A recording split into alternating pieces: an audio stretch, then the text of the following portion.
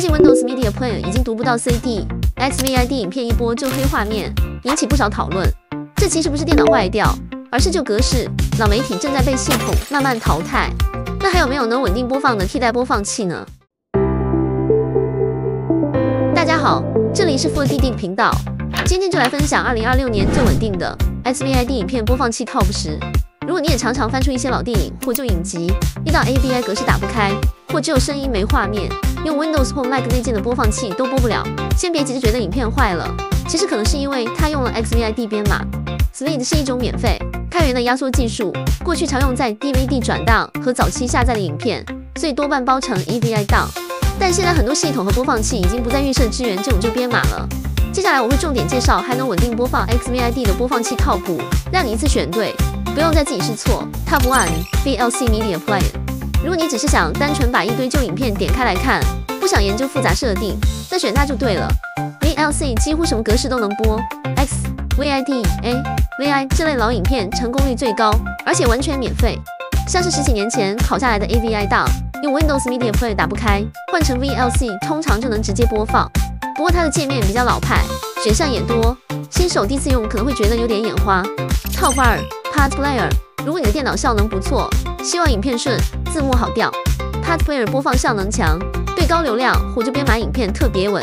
一部2小时的 XVID 影片在别的播放器会卡 ，Pad Player 通常可以一路顺播到底。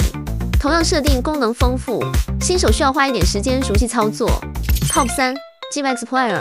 我收藏很多旧电影，几乎都是 XVID、DivX 格式。那 DivX Player 就是专为这类编码设计的。像早期从 DVD 转出来的影片，用 DivX Player 播放，声音和画面同步比较稳定。不过它的功能偏向单纯，免费版也有限制。Top 4 Complayer。如果你很在意字幕、音轨、播放速度这些细节 ，Complayer 的字幕与播放控制功能非常完整。遇到下载的影片字幕不同步，用 Complayer 手动微调就很方便。安装时要注意附加选项，界面稍微复杂一些。Top 5 GOM Player。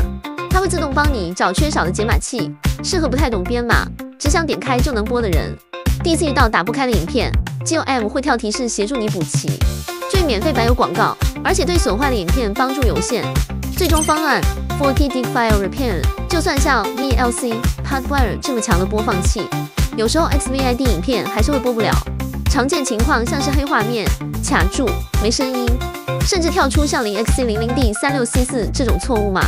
这通常不是播放器的问题，而是影片档在下载、传输或储存过程中已经损坏了。这时候我推荐你用看看 4DD File Repair。它不是播放器，而是先把影片修好，再让你可以回到 VLC 或 Pad Player 正常播放。操作其实很简单，点开评论区连接下载，并打开 4DD File Repair， 选择影片修复，加入播不了的 XVID 或 AVI 档，点击全部修复，等个1-2分钟，阅览没问题后，储存就完成了。